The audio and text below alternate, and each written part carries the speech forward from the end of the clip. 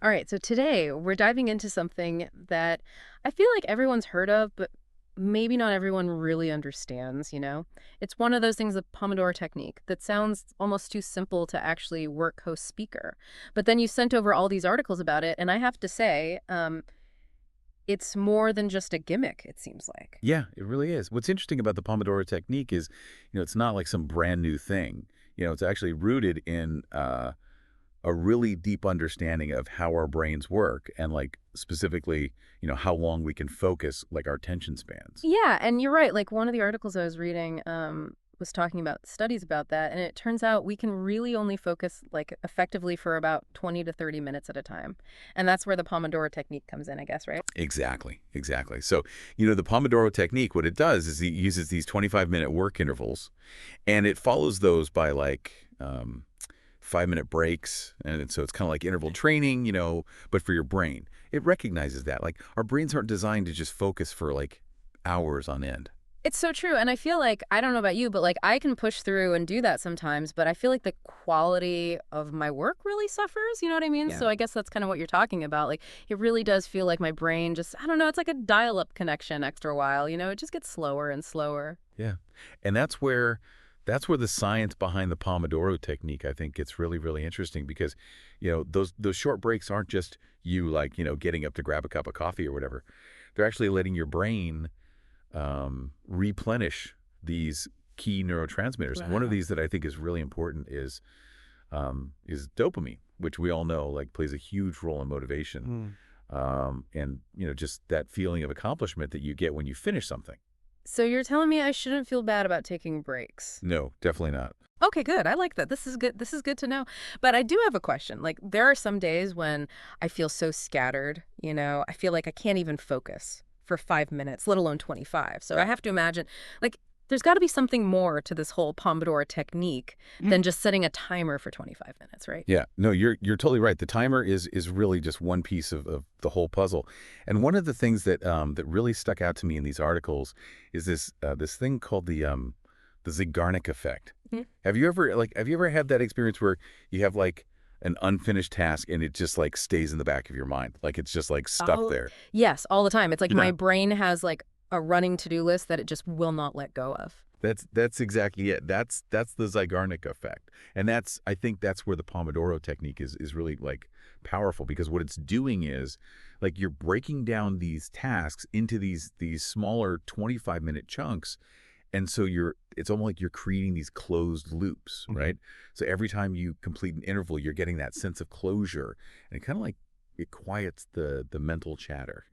Oh, that's so interesting. Okay, so it's not about like just trying to get things done faster. It's almost like it's about working smarter and just like working with how our brains are already wired, which I love. I'm starting to see now why people like swear by this technique.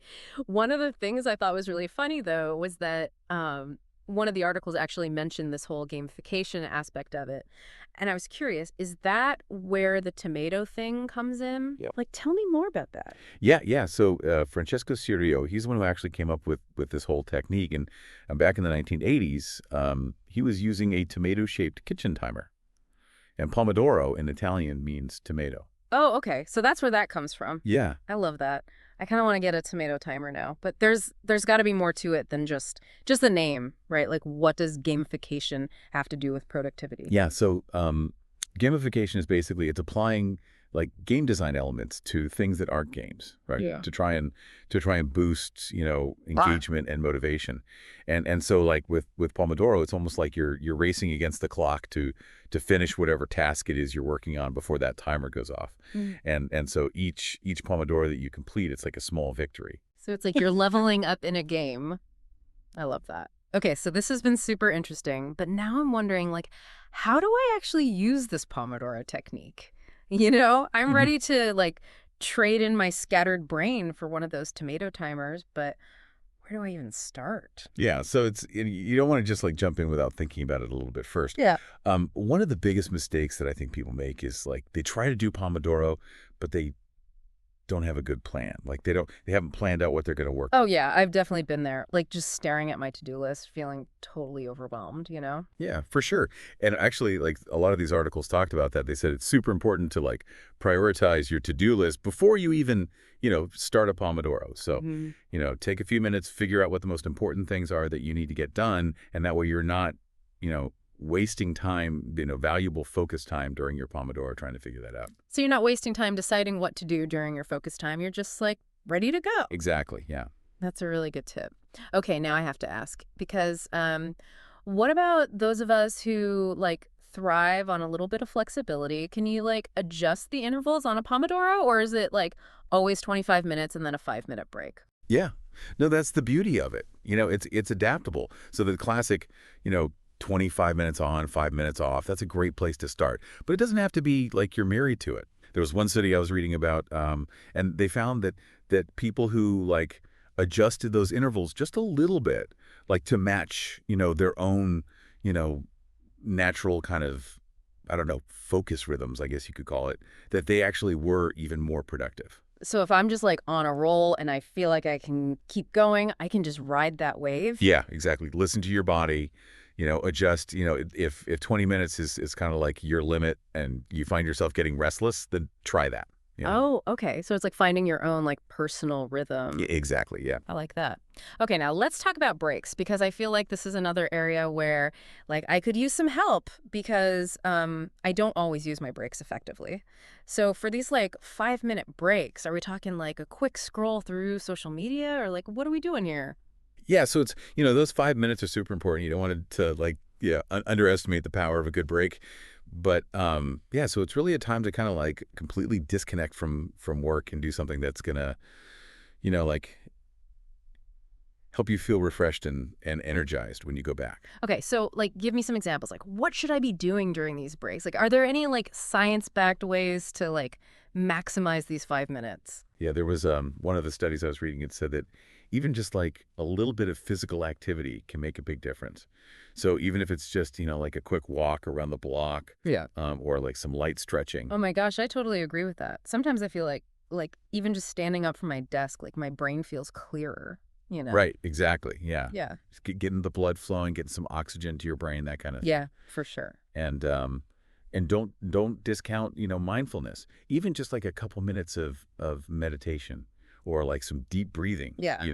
can really make a difference. Just in terms of calming your mind and just kind of like resetting before you dive back in. It's funny because this whole Pomodoro technique, it almost feels like a mindfulness practice in and of itself. You know what I mean? Oh yeah, totally. Yeah. Like this whole idea of like, intentionally focusing on one task for a set period of time and then taking like a deliberate break. It's like a mini meditation, Yeah. for your workday. Totally. Yeah. And just like with mindfulness, like consistency is really, really key.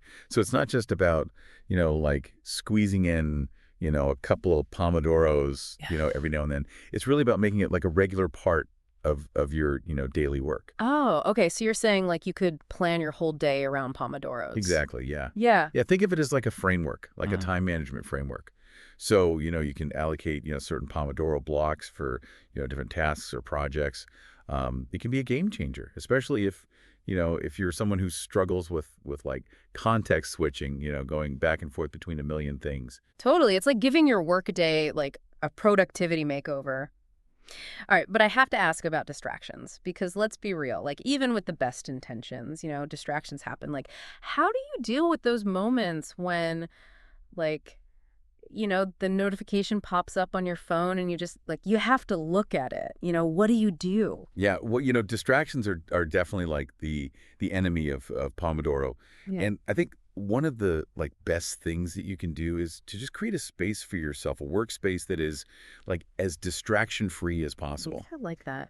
Maybe that means investing in some noise canceling headphones, or maybe it's just Mhm. like, finding a quiet corner in your house, or letting your family know, your roommates know, like, hey, when that Pomodoro timer is going, like, do not disturb. It's like putting a do not disturb sign on on your brain. Okay, that's a good one.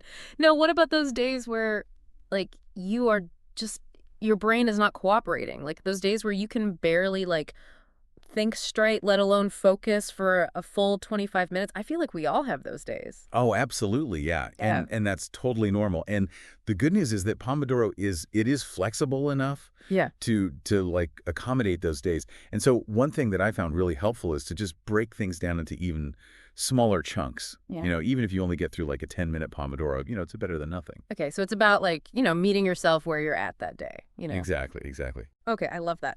Now, I have to ask about the tech side of things because I feel like there must be, a million apps out there for this. Did you come across any like apps or tools that are specifically designed for Pomodoro? Oh, yeah, for sure, yeah, there's tons of different timers out there. Yeah. Everything from, like, you know, simple, kitchen timers like Cirillo used back in the day, to these really, like, feature-rich apps, that have, like, customizable intervals and all kinds of, like, ambient noise and things like that, all sorts of bells and whistles.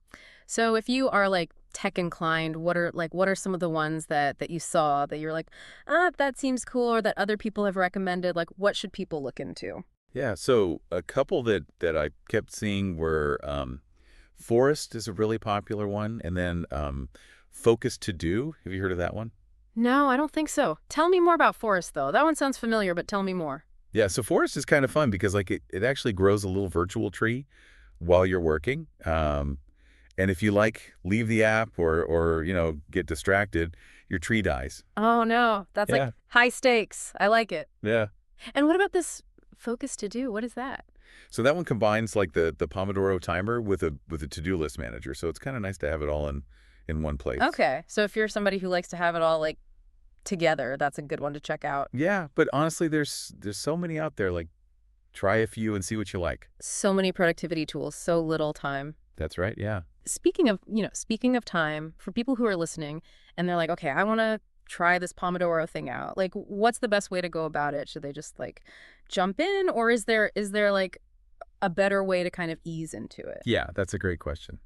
So we're back, and we've been talking all about this Pomodoro technique. It sounds great, but I guess like no productivity technique is perfect for absolutely everyone. Yeah, I think that's an important point. Like Pomodoro, it's great, but it's not like a magic bullet or anything. So who might it not work for? Like, are there any downsides to Pomodoro?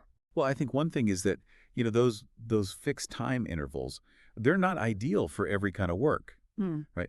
So, if you have a task that requires, like, really deep creative flow, like if you were, I don't know, composing a symphony or like writing poetry, something like that, those 25-minute chunks, they could actually be like kind of disruptive, right? Because you kind of get into a groove and then suddenly the timer's going off and it's like, okay, break time. Yeah, I guess sometimes you just need to go with the flow, with those kinds of things. What about tasks that are like unpredictable or like, involve working very closely with other people? Yeah, for sure. If you're, constantly getting interrupted or like things are just popping up, unexpectedly, or if your work really depends on, collaborating with others in real time, then, trying to stick to this rigid schedule, it could be more trouble than it's worth. So it's all about being flexible. And speaking of flexible, are there other productivity methods that might be a better fit for some people for whom Pomodoro maybe isn't the right fit? Well, absolutely. Yeah, there are tons of other, productivity, I don't know, philosophies out there, methods. One that I know a lot of people like is called the flow time technique. Have you heard of that one? No, but it sounds kind of like what we were just talking about. Yeah, it is actually. So instead of these like fixed intervals, it's more about like, focusing on a single task for as long as you feel like you can, as long as that focus is there. Oh, okay. So you're kind of like riding the wave of your own energy. I like that. Exactly. Yeah. Okay. Are there other ones that like people have found success with? Yeah. Another one is called time boxing, and basically, it's kind of similar to Pomodoro Hmm. in that you're allocating these blocks of time on your calendar, for different things, but it's a little bit less rigid. You're not necessarily using a timer. So it's like a more flexible version. Exactly. Okay. Well, I think the big takeaway here is that there's not really like one right way to be productive, right? Like it's really all about finding what works for you. I think so too. Yeah. It's a lot of like self-awareness and experimentation, you know. Try things out. See what helps you feel your best. Yeah, and don't be afraid to change it up if something's not working. Exactly. Exactly. It's a journey. Well, I feel like this has been a really productive deep dive, so to speak, into the Pomodoro technique. So for everyone listening, try it out. Or, check out some of these other techniques we've been talking about. And, most importantly, just figure out what helps you do your best work.